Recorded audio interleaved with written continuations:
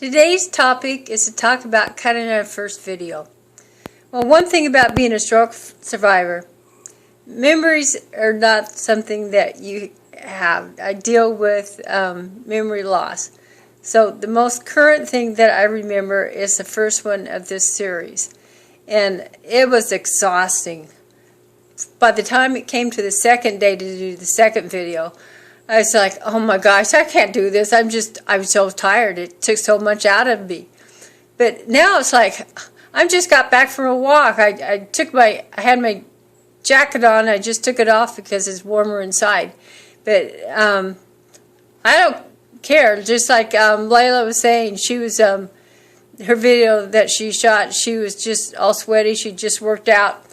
So it's like, oh, big deal. You get used to it. You don't have to be primed and proper. So, have a great day. Talk to you later. This is Judy Dixon signing out.